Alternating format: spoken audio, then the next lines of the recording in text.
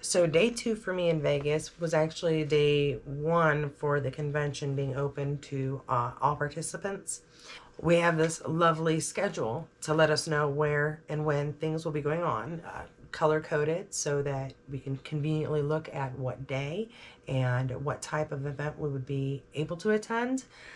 Some events, most events were open to anybody, but there are a few that were set aside for those who were at higher level, had paid a little extra money or a lot extra money to be able to do a few extra things. And as you can see, there are quite a few things to choose from Mary Chifo's yoga class to stage auctions, a lot of cosplay.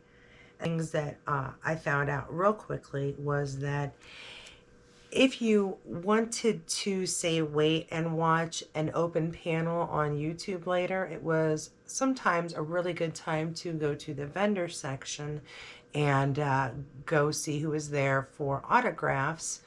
You could sometimes get a little extra time to chat with those signing and still see things that you wanted to see later. Because I have been home for every Las Vegas convention, or a few days after the Las Vegas convention, I'm in Las Vegas but miss the panels and all of the to-do. I'm quite used to looking up and seeing the panels on YouTube.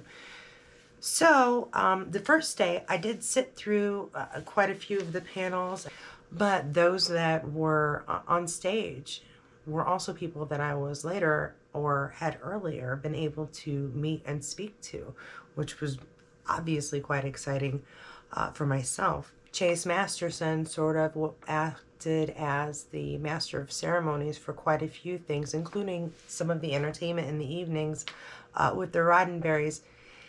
Chase Masterson was, of course, Lita on Deep Space Nine, later marrying Rom and becoming the stepmother to Nog. And she was just a really fun character. She was a very lively personality, and she is exactly that in person. She's very exuberant. You can't help but smile and have a good time as she's hosting and introducing. After a while, though, I did find myself getting up and between some of the talks, going back into the vendor's room and really exploring some more of the area. I could not help myself, and I went over to the mock-up of the bridge that they had set up. It was the bridge from the original series. The seats and the panels all looked very much like you would expect. And really just being in the space for a fan was just a really incredibly fun experience. Obviously having seen it on the screen for so many years and then standing in that space and again later on in the week sitting in the chair, it was very, very cool. Keep in mind that this is, of course, COVID time. So everyone has a mask. Everyone has a mask of some sort. I won't say everyone had a themed mask, but I would say a good percentage of people had some sort of Star Trek themed mask, and a lot of people had put some time and effort into having it match their uniform or be part of a cosplay. After my husband gave me those tickets to go to Vegas, I purchased some fabric that was Star Trek themed. And my mom was kind enough to make about 20 masks, and I was able to wear those take them with me. I handed out several to a few actors and some of the people also attending.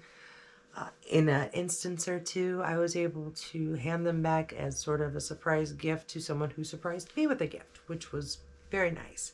I had these wonderful masks my mother had made and was able to share them with people, and always felt confident that I was in a good place. My mom had been making them for the hospital for a year and a half. So one of the things that I really enjoy when you get to participate with groups of people who are accepting and open-minded and just kind of want people to live their best selves, there's always a safe place for you to go if you happen to be of the LGBTQ community.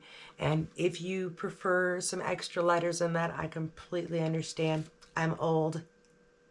I always forget which ones, so I usually try to stick with the ones I know are absolutely included. There is a great place to go if you are a Trekkie, and in this case, it was the Roddenberry Theater. There were several different activities that were to be mixers, just sort of an introduction for people to get to know each other. Now, the first night there was this little meetup, and it was really nice. It was kind of a Ryzen theme. I got a little sticker on my forehead to identify myself as a Ryzen, as just a visiting one, I suppose, and just kind of relaxed. I tried very hard to, hello, how are you? And then I really didn't have much more to offer. I get very nervous. But it was still really nice to see everybody and I guess hear people getting out and having fun and enjoying each other's company. Yes, still for the most part masked. Yes, for the most part still trying to not cough on each other, breathe on each other, but still able to socialize. It was a very, very nice time.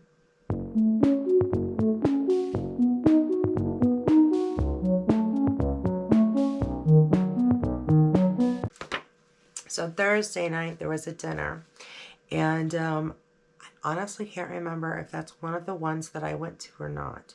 I believe I may have stayed in because it was also the night that Lower Decks was premiering. And I set up my trusty handy little travel projector, which I actually use in here more often than not.